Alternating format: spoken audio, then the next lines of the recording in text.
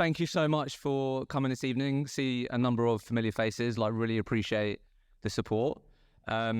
So keen to get straight into it, but I guess just to frame this up for those of you that might not have been to one of these before, we'll probably spend about 30 minutes, us guys having a chat. Within that, I've also got a bunch of questions that some of you submitted. And then after sort of 30 minutes or so, we'll then bring a mic out into the audience. So for those of you that have the courage to ask a question, we're going to encourage that, put these guys on the spot, and we can freestyle it a bit. But hopefully the goal tonight is that you all walk away with, some actionable insights, some things that can help you in your career, your business, by these lovely people sharing it. So for those that don't know who you are, let's just start with a brief intro. Lewis, I'm going to come to you first and then just come back around this way. And then we'll get into it. Nice. Good evening, everyone. I'm Lewis Gadsden. Woo! Brought my posse with me. And I'm Associate Director of Wiser Elite. We're a specialist tech sales recruitment agency. And I'm also the founder of SDRs of London, which is a peer-to-peer mentorship platform for London's best lead generators. Let's go. Alicia? So I am Alicia Birch. I am the business director of Anderson James. We are a... Thanks, Mum. Oh, love it. My fan. We are a construction business who supply across USA, London, obviously the Northwest as well, UK wide. I've been doing it for 6 years and absolutely loving every second of it. Right, let's go. Last but not least, Jamie? Hi, I'm Jamie Fraser, CEO of the Interex Group. Founded Interex 6 or 7 years ago. At the age of 23, we're now a global business, 140 people, 3 locations. So, I hope I can share some knowledge, experience, and Awesome. No, thank you for being there. So where I wanted to start is just to have a bit of a reflection period. So where I wanted to start is a lot of people that I've spoken to have had a challenging H1. So I think let's just kick this off by sharing maybe some of the things that you and your team have been running into. Alicia, I'm going to come to you first, if that's okay. But I guess I just wanted to kick start by, taking a step back, thinking about the first half of this year. What have been, some of the challenges that you've been running into, or you keep hearing in the office that your team are running into? What have been some of the major challenges that you've been working through? So I think for us, as me personally, as a 360 and also 180 as well, just doing business development, it's been really, really hard to, when it comes to the market at the moment, it's harder to hire. People don't want as many people, especially in the market that I do, which is construction. So it's a lot harder to actually get people through to an offer stage, but the talent needs to be a lot higher, and it's a lot harder to find that talent. You've got to be a lot more well connected to get it anyway. So I do think that at the moment, what we found is that mainly the job control is the hardest bit. We need to make sure that we're getting good jobs, they're well qualified, clients are on side, all those bits that contribute to actually getting to offer stage, but then also a really fucking good candidate. That's like the hardest, you know what I mean? It's a candidate-led market. Recruitment is candidate-led. So as long as you've got good people and good relationships, you'll be fine. Lewis, what have you got to share on that? Yeah, so all of us that work in tech, I don't know if Jamie will tell us something different in a second, but the tech bubble kind of burst. 2021 was like champagne recruitment era. It was awesome. And what we had in the tech sales market was a number of people generating promotions just by moving companies in that time, because the first time ever, jobs outweighed talent, which was incredible for us. But then, it all came crashing down around about 6 to 9 months ago. And then what happens is there's a surplus of talent in the market because of mass redundancies, which is not good news for us. That's one of the main challenges. And another one as well, which I'm sure we'll talk about later, is being sent on wild goose chases with contingent terms. So, putting your best foot forward. I see a lot of nodding heads. Putting your best foot forward, and then putting everything into a search only to be told that, all of a sudden we haven't got sign off, or we're going to push these roles back to next queue, which you actually told me about. Exactly. So, they're main challenges. So, flooded amount of people on the market. Like I said, continuing, we spoke about that. We're going to talk more about that. Okay. Jamie, from your perspective, obviously, maybe you've got a bit more of a global footprint compared to these guys, although Alicia's business does do the US. What did you see in the first half of the year? What were some of the challenges that you were helping your team overcome? at the start of the year, we turn semi-soft, and that's not who I am or who we are as a business. When I drove the business at the start, it was very much about hard work, numbers. We started adding, like, my whole goal for this year was people engagement, taking our people engagement to the next level. Why? Because I want people to be attracted to our business. How we do that is make sure that we have a platform that people can join, can be part of, but can grow. I speak to everyone in my interviews is that if a company can't grow you personally or career, don't go there. And if you can't get a goal out of it. So we added all of these new different quirky benefits, and Like what? What was the quirkiest? don't actually like them. So Come on, share. What were some of the benefits? we didn't offer sick days. Then we started bringing in sick days. Well, wait. What does that mean? So like you can take a sick day and you get paid? Paying for a Oh wow. yeah. Okay. You have them, and they do, like, people love them. Okay. So sick days. I don't love them people. Yeah. Okay. Cool. So sick day. Give us the top 3 quirkiest and sick day as well. No. So we pay sick days, but we also gave them more holidays. But we also added in mental health days. Okay. But for me, if you take a mental health day, you should actually suffer with mental health, right? Mm. People obviously take advantage of that. What else did we do? Unlimited holiday. Menstrual leave. Okay. Love that. Yeah. I mean, So, yeah, for the women, obviously, yeah. So that's obviously been our challenge. Obviously last year everyone had the percentage uptick, right? This year, so people that done well last year, did they do well last year? They've come into this year. I've got a lot of great billers within my business. They come into this year with big contract books. What you done last year is not going to work this year, right? And that's the biggest thing. What we'd be trying to rein back in and drive back in is high tempo, high quality, because quality is key in this market. Numbers and just reining stuff back in. And that's obviously been our challenge and the shift that we're making as we open up New York, which has been this week. We've changed all of our structure from benefits to numbers, et cetera, et cetera. So I think the challenge for us is a lot of people have taken the foot off the gas. We have kind of struggled with that, even though we're growing, but that's probably big. No, I appreciate you sharing that, because look, I said you didn't know when we prepared for this, that I spoke to a lot of agency leaders that felt the same. They almost found themselves like pandering to what what employees wanted them to do. So how, if you don't, like, this is later on, I wanted to be brought up. So in terms of that, then what helped you come to that realization? Because that might be useful for people. Like, I know you said that you was it might have been a board meeting, I'm not sure, but what helped you come to that realization? And then I've got a follow-up question on that, but what helped you realize that? Yeah, ROI, I think that's the main thing. If you do anything for a business, if you do any sort of benefit or perk or whatever it is, you've got to check the ROI that you get back from it. We also had our Fridays go from 5 p.m. finish to 3:30 finish. So our end of week sales meeting would be 3 o'clock. Our productivity on a Friday was shit. So that, we realized it when I was having board meetings and my chairman went, that's not you. Like, that is not you as a business. We had a couple months that was 80%.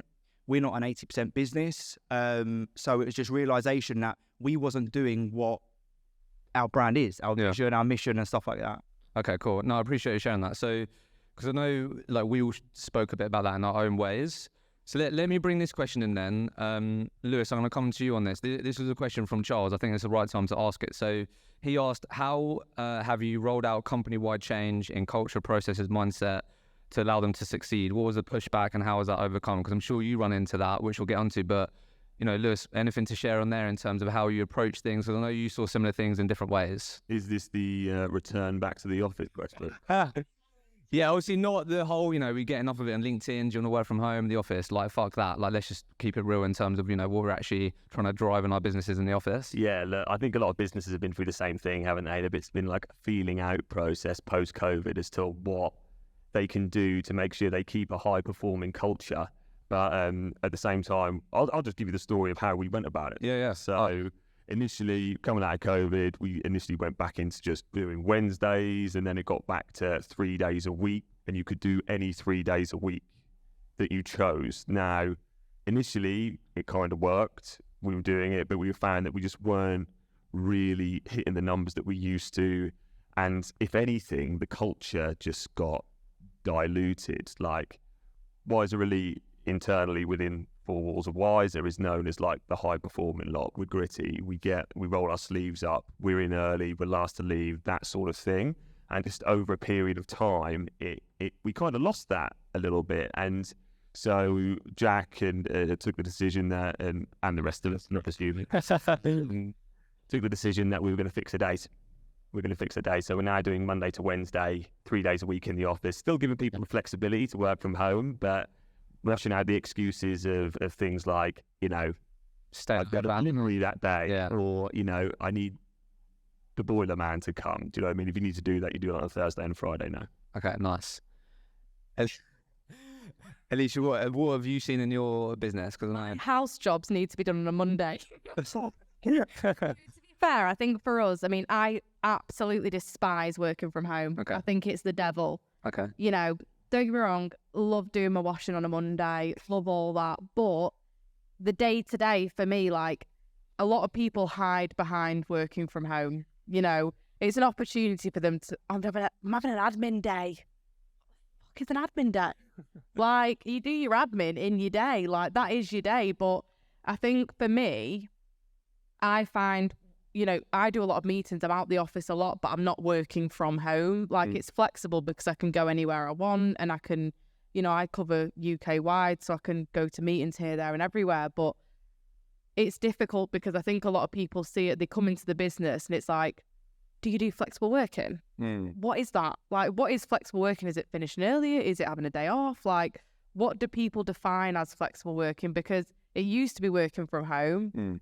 Now it's not. Like, people want to come into interviews thinking, can I have 3 days off? Because that's how they see it. And it might be old fashioned, but I think the culture when people work from home is shit. I think that, it loses that personal touch of like being in the, like for me, if I'm in the office, I'm bouncing ideas off people. I'm like, what do you think of this? And I do more when I'm around more people. And so I really struggle to grasp the concept of a new consultant coming into a business. How are you developing your role working from home? Like, what are you doing staring at your washing machine and your sink? Like, that's not going to teach you how to recruit.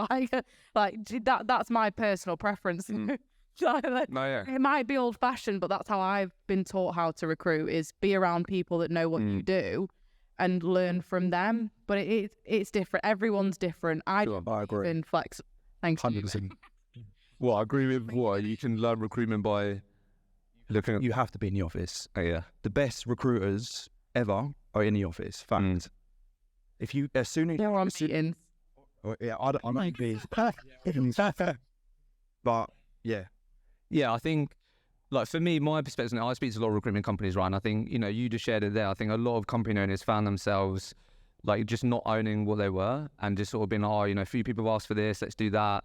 So what you guys are saying is, like, own what you are, and if you want to be part of that, then great. If not, then this company might not be for you. And I think that's where sometimes people have had a challenge. I hate to interrupt, but I feel like if you are performing and you know how to do the job, great. Work from home on a Thursday, work from home on a Tuesday, whatever you want to do it, whatever suits your lifestyle. But when you aren't performing and you are not able to do the job, or you don't know how to do the job, why are you working from home? Like, the people that are around you are the people that are going to teach you how to do your craft. Like, what are you doing working? It's such a grey area, because some people see it as a perk, a necessity, but you're never going to learn sitting on your own at home unless you listen to, the recruitment mentor. Absolutely.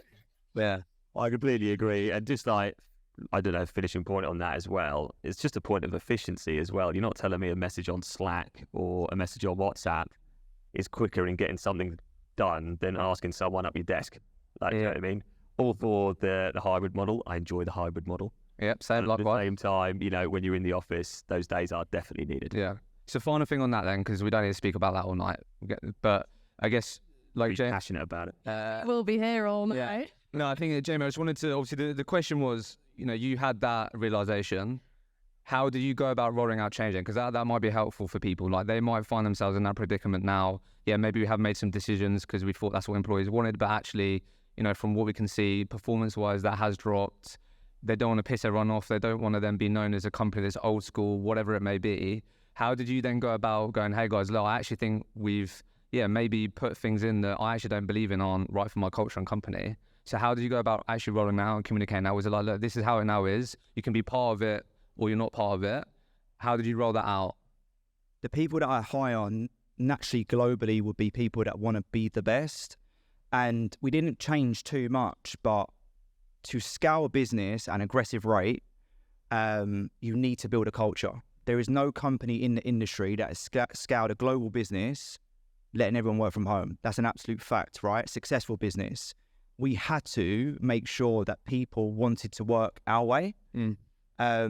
Our model and platform is proven to make trainees right through to director level seriously successful, grow, come out their comfort zone and develop. And that's what I say to everyone, right? Is join my business if you want to be pushed, and join my business if you actually want to double your billings. And that's what we do. And we removed a few people. We set a standard and we drove it seriously fucking hard, basically. Okay, that's what you have been doing over the last couple of months. Yeah. Okay, so to build on last year then, the word that I found come up a lot in my conversations has been complacency. So I think the other element that has come up a lot, which I just want to touch on here, is in terms of complacency being, I think a lot of people entered the industry over the last 12, 18 months. There was a shitload of workflow, so there was loads of stuff for them to be working on. Most people then, in terms of saying like, right guys, let's really make sure that we're continuing our outbound activity, business development, whatever that looks like in your company, that just really just didn't happen for a lot of companies. Last year, that's a lot of the conversations that I've had. So a lot of companies that I've spoken to, they found that over the last 6 months, when they're now trying to drive a lot more of a BD culture, people having to be, a lot more proactive, they found that actually looking at their new client base, 80% of their new clients have come from 15, 20% of their staff. And these people are in 360 roles, but actually, just got past roles from their managers and they got used to that. And that's been their experience. And now it's been a real challenge for a lot of people to transition into winning their own clients and new business. Lewis, I know we spoke about this. One, is that something that you guys faced? Two, how did you go about, influencing and changing those behaviors or helping people on that journey? Because I know a lot of people struggle with that. Yeah, no, absolutely. It's definitely something we faced. So the short answer is we quadrupled KPIs and we You bastard.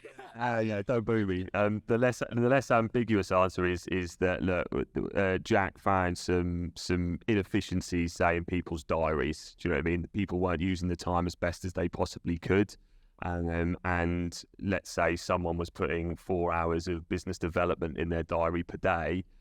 The activity didn't reflect that. So instead, Jack came up with a very good example, which I actually shared with you, didn't I? But basically different things and how you could optimize your diary, still with reasonable stuff in there. An hour and a half lunch, time for resourcing in the morning, client meetings in the afternoon, but finishing the day with business development and really upping that. And we thought if everyone actually put their mind to it, we could quadruple our output. Now, our KPIs before were bare minimums, whereas now they are stretch targets. And Like what then? Give us an example. So we've quadrupled them. So okay, it was a case so of 4 times as many KPIs. 4 times as many outreaches as what we were doing. Right, okay, got you. So that's that. But that's one way we've done it. Yeah. Obviously, for people in Wiser, normally you get to about consultant level, and that's when business development is actually expected of you. Okay. Actually bringing on business. Now, obviously, for the people that were more junior than that, it's a bit of a scary situation, right? One little actionable that we've done with my team that seems to have been effective. I've got Darius in the crowd somewhere, and he'll tell you whether it is or not. But encouraging people to go for coffee catch-ups, even with candidates. A lot of people still hide behind a screen. If you're a voice on the end of a phone or you're a message on a phone, you can just get rid of it, can't you? Shut the laptop. I can close the message and whatnot. If you become an actual real person to your candidate, to your client, you take them for a coffee, you take them for a bit of lunch or whatever, automatically, it's a weird psychological thing, but they're like, well, no, actually, I'm not going to just get rid of Darius because actually I'm kind of in his debt a bit now. And in bed with him. No, he's invested in me. And then all of a sudden you start doing that, you start meeting relevant people. They don't need to be of use right now, but they need to be of use in the future. And to me, that counts as a relevant coffee catch up and count towards that particular KPI. So now, whenever the person that Darius met 6 months ago, hopefully in 18 months' time, that person may well be an SDR manager or progressing and have some clout in that business, can actually help us out. So that's little actionable. Jamie, I sense, did you not really experience that? I don't agree. That's what I sense. But did you not feel like people got? You said what worked last year is going to work this year. Yeah. So did you not feel like there was, complacency? That's what a lot of people I've spoken to felt. Did you not feel like that was happening in your business Or last year? last year? We still done well. We doubled last year, so we obviously done something right. But just what did work last year is tougher this year. So naturally, you need to work smarter, harder, more structured. You need to have a better way of how you position yourself. You need to be innovative, future thinking. Sorry. You need to make sure that you're not just talking. I believe not just talking recruitment all the time, and you're talking about your products and how you offer outcome-driven services. And that's what the difference is for this year, is that the recruiters that do great are the people that don't act like recruiters. They're the people that build relationships, offer solutions, etc., etc. And, the last few months or couple months for us, we've had some phenomenal months because people are just turning the whole service to a next level. And that's what you didn't need to do last year, because people could just ping a CV out and, get a win out of it. Yeah. You just can't do that this year. So that leads me quite nicely, because I think when we prepared for this, all of you shared that journey of solutions, outcome focused. So Alicia, let me come to you on that, because I think a lot of people here, like, being honest, the reason why we're speaking about this, so many people ask questions about business development in all different ways. So in terms of, like, my question here was, a lot of you spoke about selling solutions, being outcome focused, products. You all mentioned that's something that you've all had to really focus on, have been on a journey on. So Alicia, let me come to you first on, like, why, firstly. You just spoke about it a bit there. And what do these products look like? What do they sound like? I think that'd be helpful for people. Do you know what? I'm like really torn between the two, because I completely get your perspective, but then I also massively agree with yours, because for me, my whole job is relationships. Like, fuck everything else. Like, the people will buy off you if they trust you. And that is the job. And don't get me wrong, like, I could get on with that speaker if it had a pair of lips. Like, I swear to God. Like, that's just my views of the thing. But I also think that at the moment, like last year was a piece of piss. Like, I could send anyone to anyone and they'd be like, yeah, I'll have them, because they needed them. This year, people have, like, sales haven't been going through, cuts have been made, companies have been structuring back. So for me, it's like, right, well, it's about the quality of the person that's coming in, but it's also what else can you offer? Like, so for me personally, as a billing consultant, because that's still what I am, can I offer reputational structuring? What is the market saying about you? Do you want a report of what the market's saying about you? They'll pay for that. Like, they want to know. I speak to people every day. What is everyone saying? Gossip, like a gossip queen. Do you know what I mean? Like, people love it. People love to know what people say about them. They will pay for that. So reputation in the market. Reputation for market, retainers, you need to commit from the start. If you're going to search it, they need to know, like, well, I'm going to pay up front. If you trust me enough to do that service, then why would you not pay up front? It's an easy conversation. Pay up front, pay for the search, and pay on completion. Easy. I think also one other thing is salary surveys. We've been doing quite a lot of them. Are you paying what you need to pay in the market to get the right people? There's been actually in construction an increase, then a sharp decrease, which has been really interesting, because people aren't willing to pay the high salaries anymore. So we're having to manage candidates a lot differently when it comes to salary expectations. How are you having those conversations? When it comes to actual candidates, I mean, I put something out every month, which is like a bit of a email to everyone, but I send out template CVs and all sorts just to help people, because I think the best things in life are free. I get it on LinkedIn. I'm like, does anyone want one? And they're like, yeah, I've got hundreds of people. Like, yeah, send me one of them. And I'm, yeah, cool. If I can help in any way possible that takes me out of you're just a recruiter, I'm a person, I'm Alicia Birch. Like, you either want it or you don't. Do you know what I mean? Yeah. I'll help you in any way possible, not just getting you good people. Yeah. The line of the podcast. So tell me anything else, because look, when we prepared for this, I know you told me about you shared that you just wasn't asking for retainers enough. You're surprised about, actually, people will say yes. You weren't asking enough, you felt like. 2, you also said that, you won a really big project, which was less about ones and twos, and like, is there anything else that? Right, that project came crashing down very quickly. Oh shit! Okay, fair. I won't cry about it, but it's a tough time. All right, we'll move on with that one then. No, to be fair, but this actually leads on really nicely, because when in a tough market, you get very trigger happy. Someone says to you, "I need 10 things," and you're like, "Oh yeah, let get all the whole delivery team on it. Everyone do it." And then all of a sudden they go, then they've been pushed back. They have. I'm like, "You absolute bastard!" I'm like, I've got to explain this to someone. Like, that's the hard thing. Like, it's managing your own expectations when it comes to that, but also, for me, we've got a really good delivery team that deliver on everything. Like, we can offer a really well-rounded service where the person that comes to us doesn't actually have to go anywhere else. We give everything. We're a one-stop shop. Okay. Like, come to Anderson James, you get everything. Okay. But at the same time, it's really, really hard because you've got to meet those expectations, Yeah. I've got a high standard. Some other people might not. It's not my problem. Lewis, we spoke about this, didn't we? I know you've been on a bit of a journey with this. Yeah. Solutions, outcome, not like you said, contingent goose chase, getting away from that.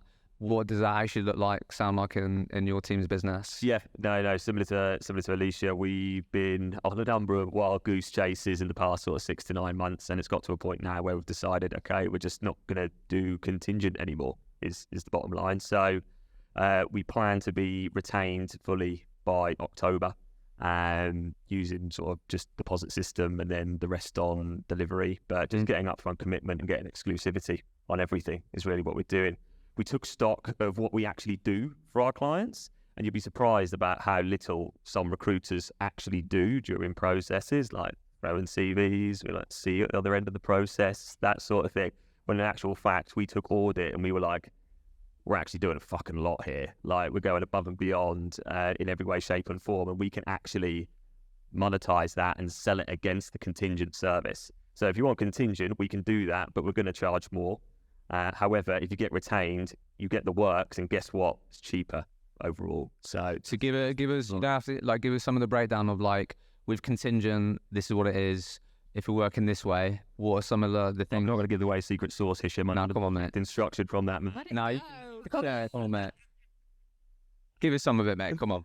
One thing may well be obviously having a weekly pipeline catch up, Okay. and a shared spreadsheet of all the talent that's currently going into that pipeline, which you wouldn't get with our contingent service. Okay. Yeah. Jamie, solutions, outcome. I remember a while ago, it might have been like a Pirates event, I saw you talking about like solution stuff and that approach. Like, what's been your perspective on this? How do you really drive this with the team? Because I think this ties into it, you can tell me, but one of the questions, this was from a chap called Troy. The question was for Jamie, apart from attitude, what else do your consultants do in order to sell project-based contract solutions and build the numbers they do? So I think this ties into quite nicely. People want to know, what does that look like in your business, the products? Like you said, you have to not be a recruiter to, be really competitive and great in this market. What does that look like for you guys? Yeah, so we do IT. So first of all, we identify projects that are in cloud or whatever it is. We identify it and we sell our service to build teams. For New York, which is now rolled out globally, we're taking 5 products to market where my goal is, in most businesses, what I see is perm contract fight against each other. I want to bring perm and contract together. How you do that is perm sells contract, contract sells perm. To move that, just do it a little bit. Perm sells contract, contract sells perm. That might sound a bit crazy, but if we train them to sell correctly, we will penetrate a client in so many different ways. So we've got 5 products we're taking to market. One's a teams as a service offering, which is statement of work. One's teams as a service to hire. One's contract to hire, and the other one's retained. So our goal is every scheduled call that my team have is everyone will sell all solutions. If a client buys into one or the other, they bring on the other SME to then join that call to then sell the rest of the solutions. My goal is for us to be the best company in the market. How we do that, we train people to sell the best, to sell anything, and to provide an outcome-based projects solution wrapped around talent. So that's our goal, and that's what we've taken to market. Would you mind just sharing just some of the differences in those? I think that'd be useful because you said retained. Yeah. So quite a lot of people understand that. Yeah. Just give us some of the high-level differences in those products. Yeah. So without going into detail of what consultancies do, but consultancies own a project, they deliver a project on a statement of work. They own a project. For us, we will offer an SOW where we give the client control over the project. So effectively, it's a time and material SOW. We're also doing that to hire. Consultancies can't offer people directly to businesses to allow them to hire. We can offer that. So that's the second one. Okay. The third one is obviously contracts, which is just self-explanatory. It's contract recruitment. The fourth one is contract to hire, and the fifth one's retained. Now, the reason why we're driving contract to hire so much is because it's 2 fees.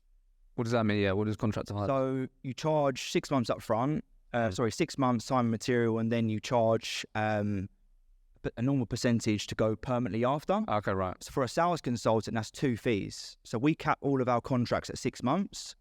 For a salesperson, they have the 6 months revenue, and then they get the permanent revenue after that. So it's basically killing 2 birds with 1 stone. Okay, I know we went in granular there. That'll be helpful for people. Yeah. Yeah, all good. Go in more detail. No, that's fine. That's all good. Great. Just out of interest, do you send like a sales deck? Oh, that was my next question. Yeah, pitch deck. That's Talk to me. good. Yeah. Do you what? Yeah. How do you get like? Because I suppose to a lot of we deliver training. Like a lot of the time, I'll be honest. A lot of recruiters I speak to don't use any sort of visual assets to help them sell their solution. It's very much like, look, I'm Jamie.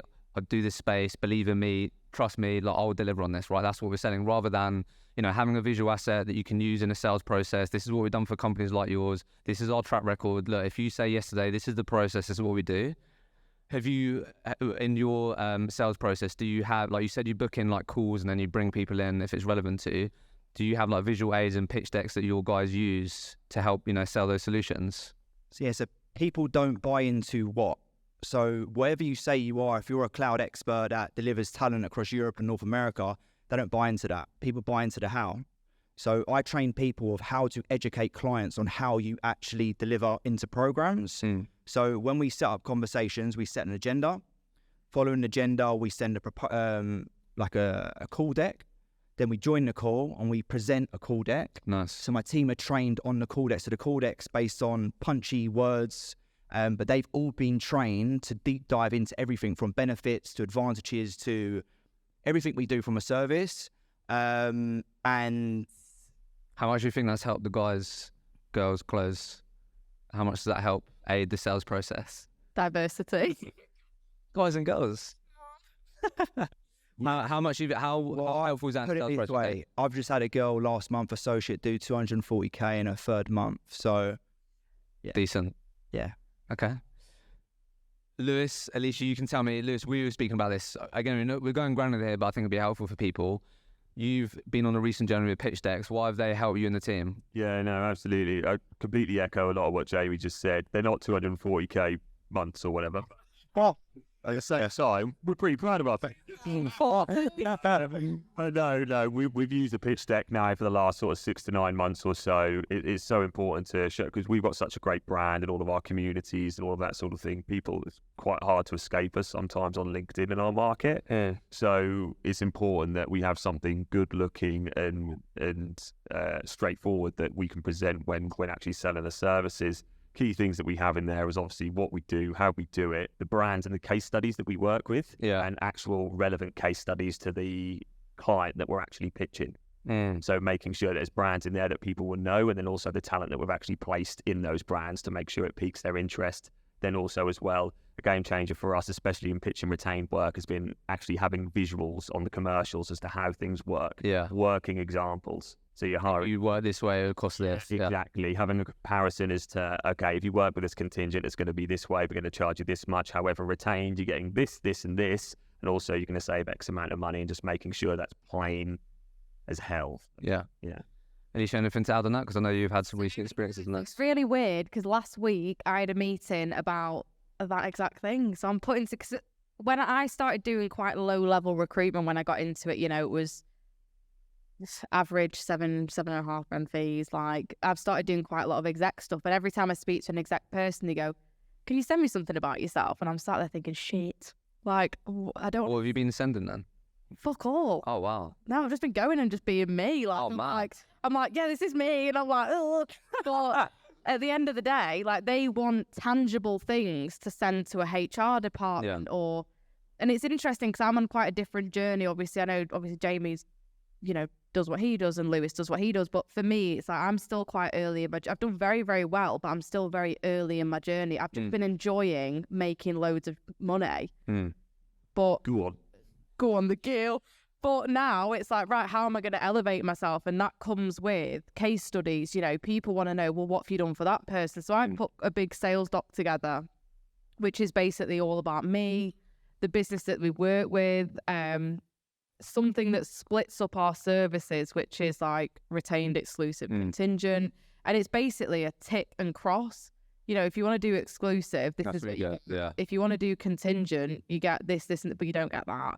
But it's all, roundabout. That's what you can get with it, which is really, really interesting because I'm listening to these two and I'm like, shit, I should have done that a long time ago. Yeah. Because like before then you would just explain that and talk through it and that. I would fill anything. Right, okay. I would I know I could go to anyone and be like, I've got this person. They'd be like, yeah, I'll take him. Anything. But I know that I could sell ice to an Eskimo. That's just one of my talents. But I also know that when it comes to that sub-exec market, they love knowledge. Me and James sat down and did a bit of a thing the other day and it was like, right, this is that, that's that. When you get to this level up here, you need to have knowledge, experience, you need to know people. These will take anything off you, like anything. But it's a bit low, not low value because I love that market. Like it's been what's got me here today, but it doesn't take as much. You just need a good person. Okay. These just love gossip. They love to know what's going on, who's moving where, all that shit. Yeah. And to have a sales deck that goes into it is great because they want to take it to HR and say, well, these people on this, and they want them to fill director roles. Like they need that. Yeah. They don't. Yeah, I literally had it on the podcast the other day. It was the Amy episode we released last week. She lost out to another agency just simply because she spoke to the internal HR person. They're then in the board meeting talking about getting certain things signed off. The company that she was competing against had, some vision, like some assets to provide them, and she just had her words. And like, I'm a visual learner. Like I love visuals, so for me, it's like, I love it. But other people might not be like that. But it is really important to get something that says what you do, who you are, what your previous case studies are. Like anyone in this room, if you've not got it, I would 10 out of 10 recommend doing it because it'll elevate you to that next level. Like, yeah, love it. Love it. So let's go into. I'm going to go into some questions from. the audience, and then I'll bring the mic out, and then we can freestyle a bit. So might go a bit in a few different places here. So, Jamie, do you have a delivery team or not? Do you have? Yeah, but it's very small. We're not a 180 model at all. Sorry, go on. The only reason why we've got a delivery team is for like high volume. Yeah. Because the question, like you let me know what you think of this, is a question from Henry. How do you ensure that you create a 180 business that is able to both generate the sales and also fill the roles without causing a bottleneck on either side? I don't know if there's anything for you. We're not 180. So okay. What's made us successful is we all hunt. We all are 360, go-getting, relentless recruiters. That's what we are. And that's what's made us grow. We're a business that wins new clients. We're not a business that have been amazing expanding clients. We do have some very, very, very big and great accounts, but what's made us successful is the amount of brands that we win every month, and that's because of the 360 model. Alicia, obviously you have a delivery team. So just to recap there, like from your perspective, how do you have these people both generate the sales and also fill the roles without causing a bottleneck at either side? So we've recently experienced this. Like, it's difficult because the delivery team are absolutely unreal. Like my delivery team are great. Give them a role, they'll fill it. Could be anything, toilet cleaner, whatever. Like they'll fill it. You're not getting toilet cleaner job, surely? No. Sorry, okay. I'm saying that. Yeah, of course. Anything, they will fill it. Like they know it's all about a process. It's not about the job. It's about what you do with the job. But for me, I've been focusing very heavily on bringing new business, to them and really, really funneling it into them. But then at the same time, it's equally as important for them to tell me what's going on. If I'm not doing candidate stuff, what's going on in the market? Yeah. Like, who's hiring? Who's doing this? Who's moving where? It's got to be a really nice balance. So if you've got a delivery team, anyone in the audience who's got a delivery team, make sure that it's a give and take relationship. you can funnel as many jobs into them as you want, make them as rich as you want, and, you know, give them whatever, but they still need to be feeding you whatever you need out of the market. For me, it's like, who's hiring, who's the hiring managers, you know, where's the busiest, where have people just moved from? If I'm not getting that information, I actually can't build a desk or a market, because I do UK wide now. So for me, it's like, you know, if I don't know a hiring manager in a certain, how am I going to find it? I'm going to have to go and ring them myself. I might as well fill the jobs myself as well. So it is quite difficult. It's been a transition for me, because I've been very used to filling my own jobs, managing my own clients, being a massive control freak, which I am, and letting that go. But it's been working, and they've been doing really, really well. And I appreciate every single one of the delivery team that we've got, because they are so hard work and they put the most amount of work in. But what I would say is it's worked better when they've given something back as well. It's not all give to them. You've got to take a little bit as well. Lou, do you have that model? Not really, in terms of 180, or It's we used to, like I alluded to before, it was a case of we had almost like, from the moment that you weren't a researcher anymore, you became almost like a 270 model. So team leads or senior cons upwards would win roles, and then they would deliver them. But in recent times, everyone's on the tools on BD now. Yeah. So, Okay. it's not as much anymore. Jamie, let me comment on this. I quite like this question. This was from Alicia. No, not from you. What top 3 things do you do with a consultant when they hit that recruitment wall?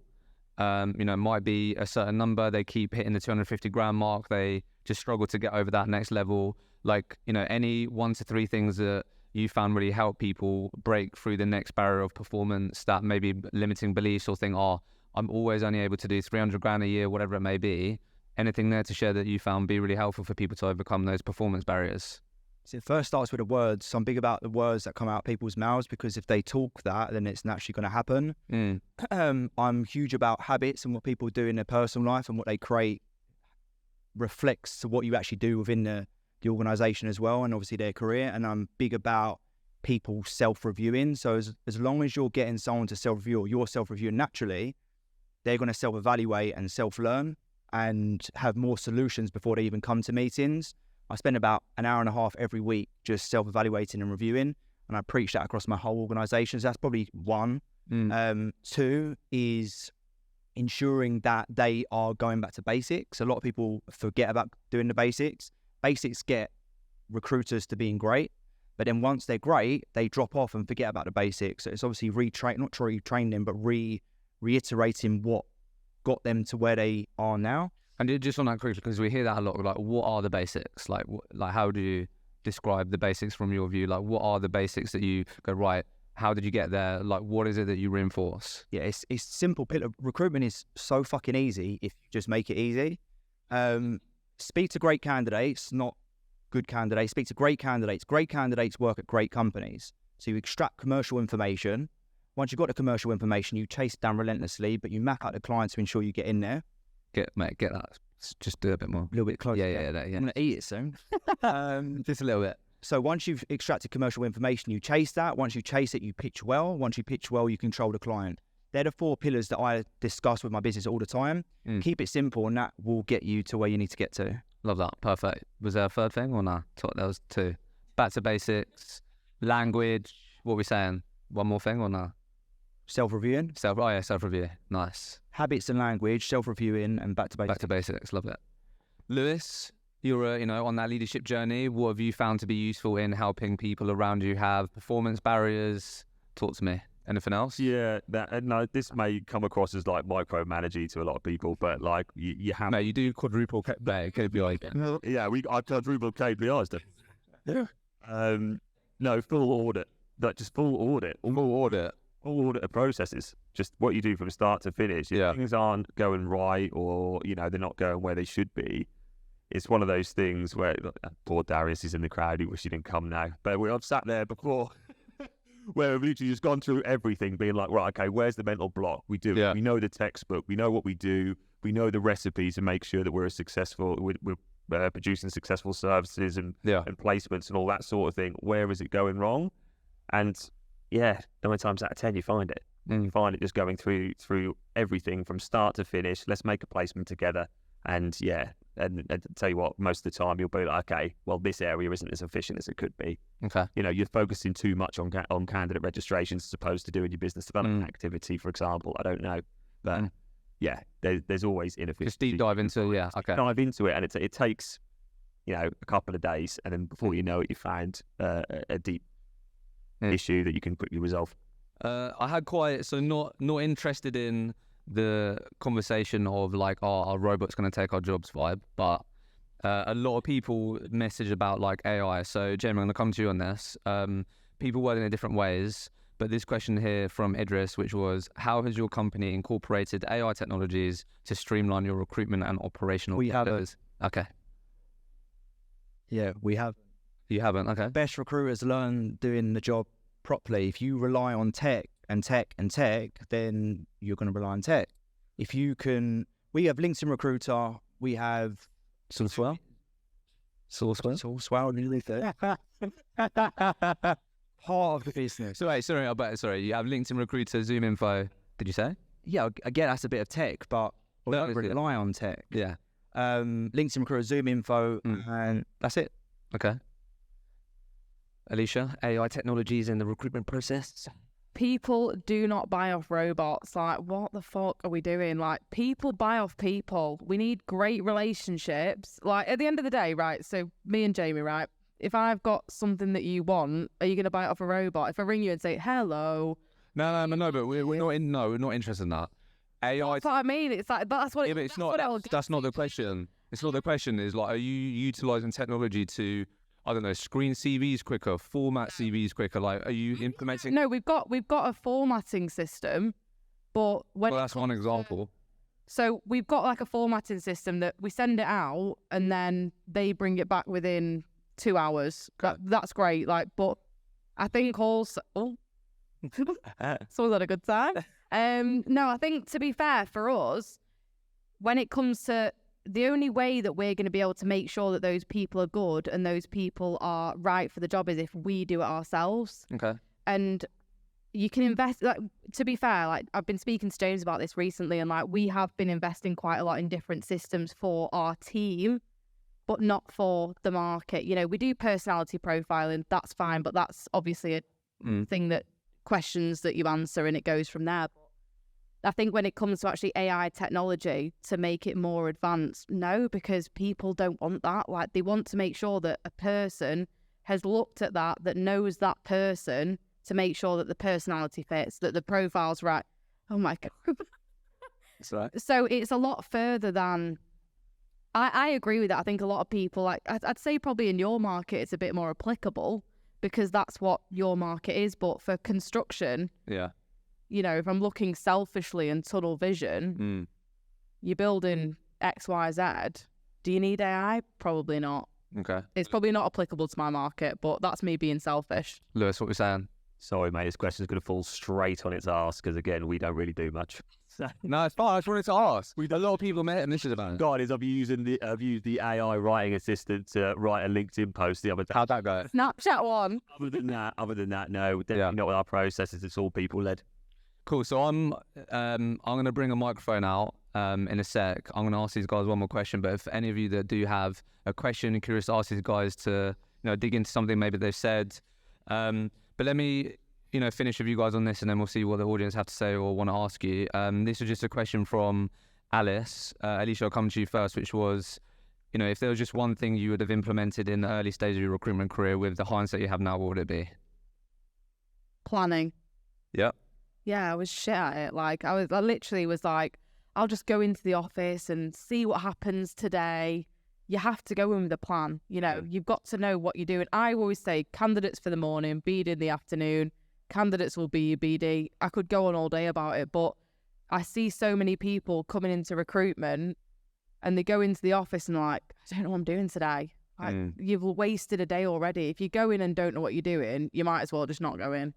Like, that's the hardest thing. But I also think that I faked the first 3 years of my career. Like, I thought, yeah, I'm going to be this person that people wanted me to be. I became more successful when I was myself, and some people hate it, some people love it. Don't get me wrong, I get that. But it got me so much further because at least then if I can own my shit, like, you know, I get where I am, but I faked so much time. And just be yourself. Like, no one needs to know this watered down version of you. Someone and a client that pays a lot of money will love you for the way that you are because you are the way that you are. But plan. Bannon, be authentic. Lewis. Yeah, I think one thing that has been massively valuable to me earlier on is actually knowing what a good outbound message looks like.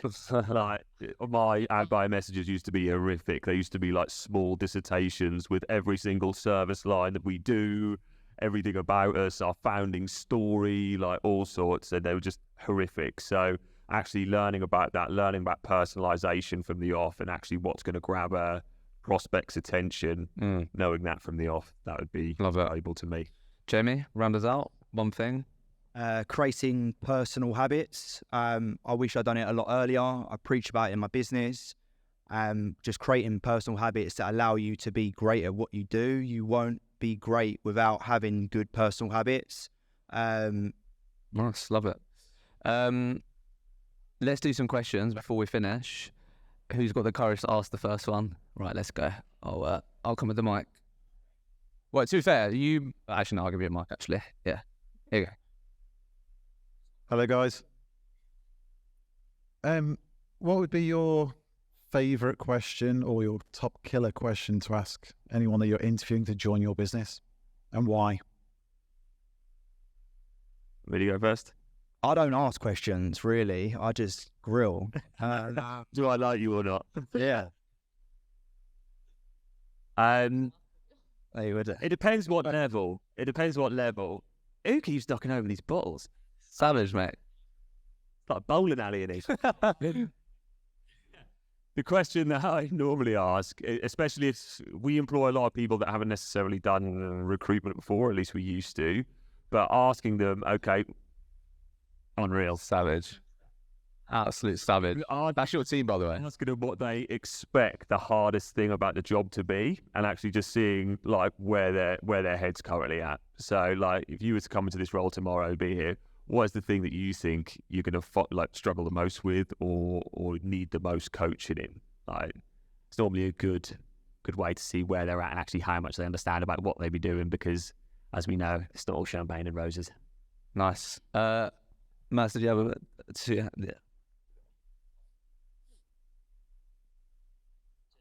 I've got a question for Jamie.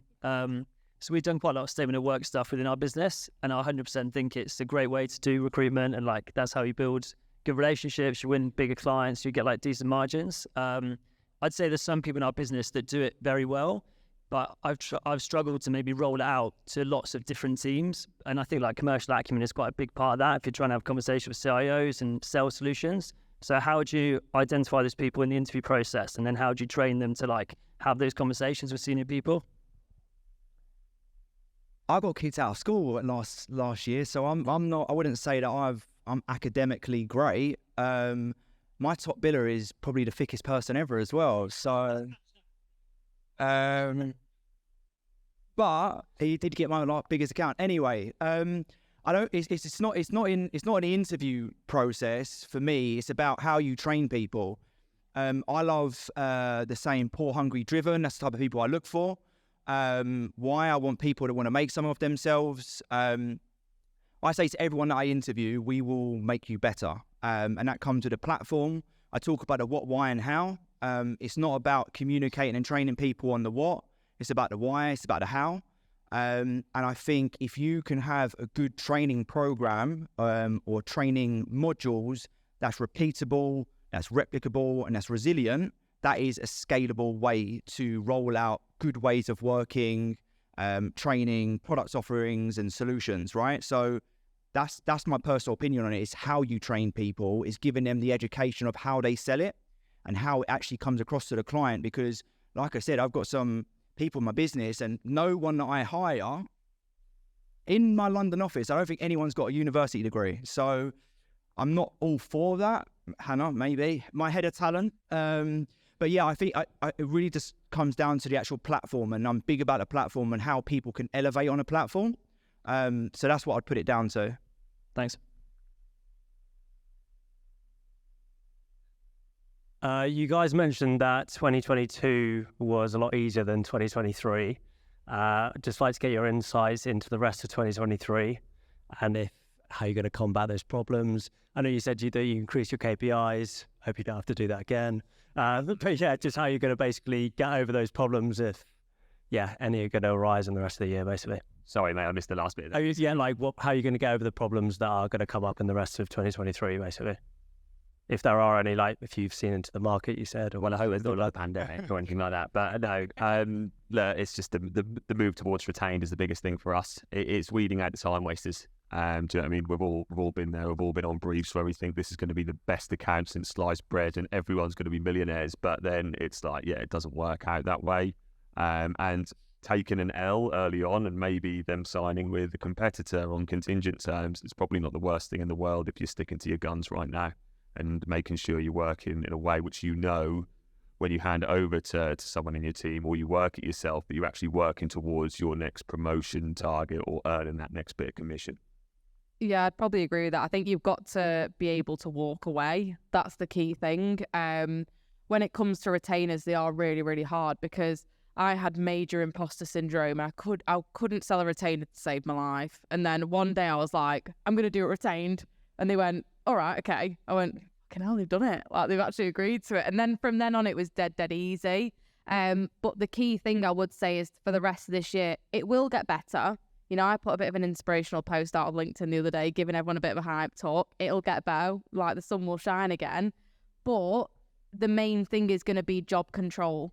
You've got to make sure that your clients are committed. You could spend weeks and weeks and weeks filling a job that will never go anywhere. The best way to find that out is at the start. Make sure that when you're qualifying the job, when can they actually offer someone?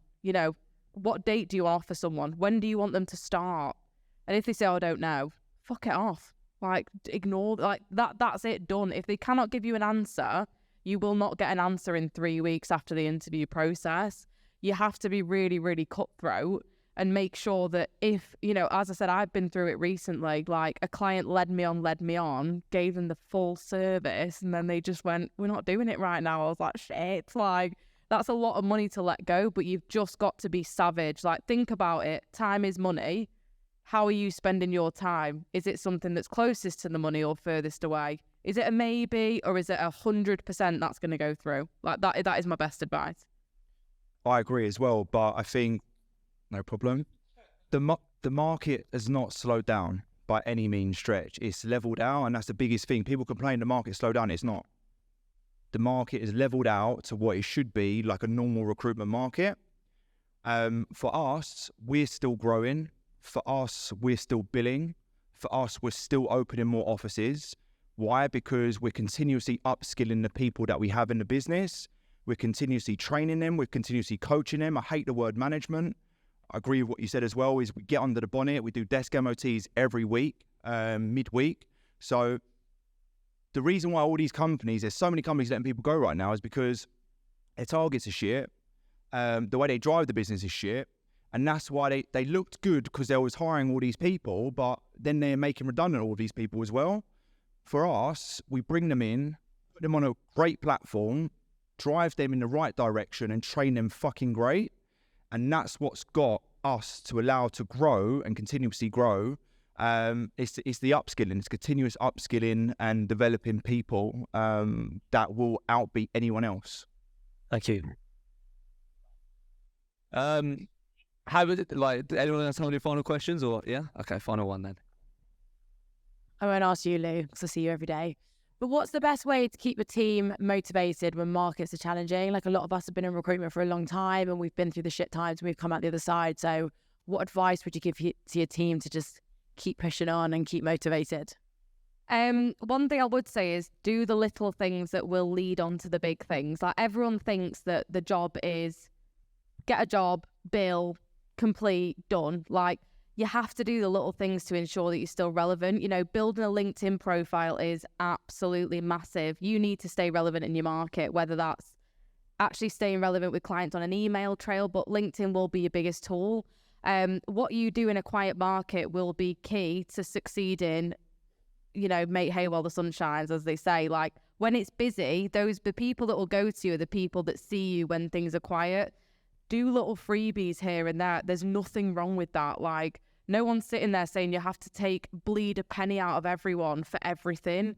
If someone says to you, do you know what people are paying this? Let me send you a little rundown of a salary survey. Look, don't worry about it.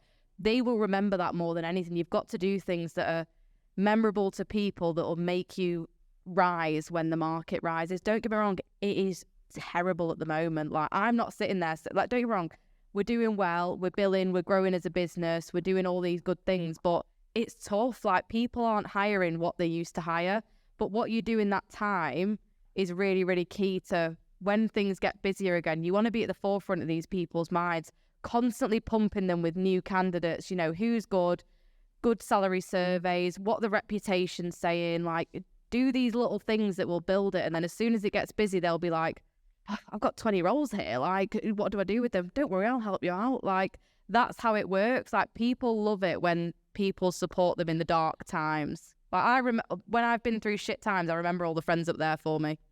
That is recruitment. Like, that's the top and bottom of it.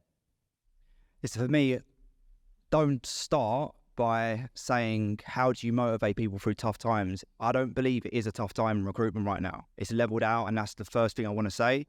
You inspire people, you motivate people, you set visions, you drive them in the right way. I say to all of my team, I don't hire you to be your friend. I hire you to make you great.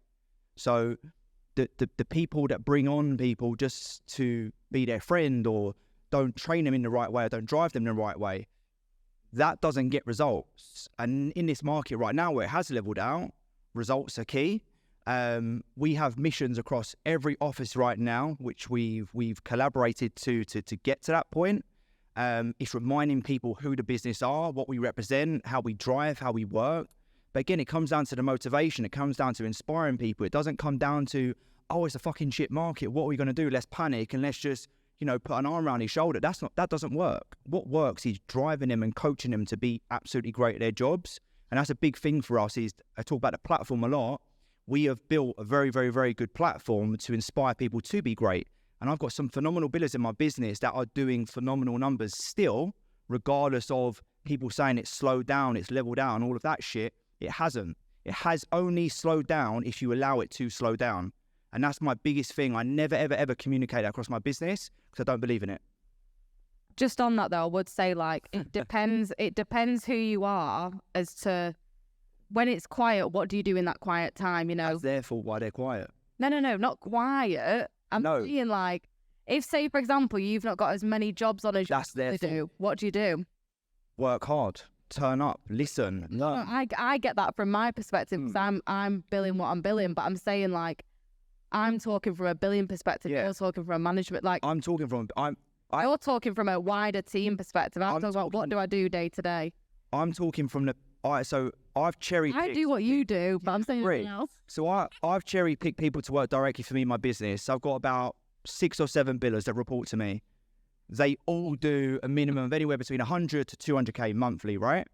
And these are people that don't come in and look at a shit desk. They self-review before they come into the week. They're people that have the right plan. We spoke about planning a lot. Have the right plan, have the right goals, have the right motivation, have the right activity that they go at.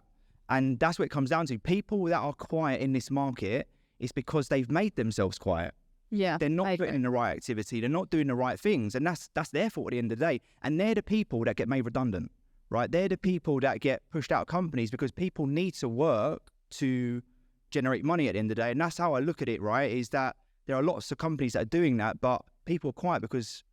I do think this market will weed out shit recruiters. Like, it does, yeah. That's a given. But I think what I'm saying is, like, from my perspective, looking at...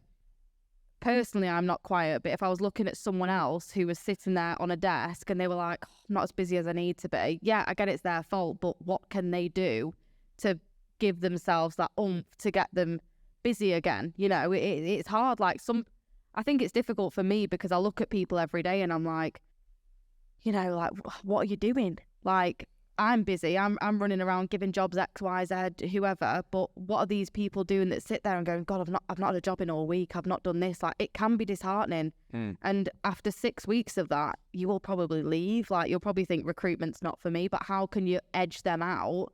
I completely agree with you. Like, that's what I'm saying. Like, I get what you're saying, but I think it's difficult when you're in that spot, because I've been there. Bear in mind, I did 3 years no billing. Like, I was shit at my job. Like, don't get me wrong, but I still carried on. Why? Because I had a why. I knew exactly what I wanted to do, but I didn't do the day-to-day habits, which is exactly what you're talking about.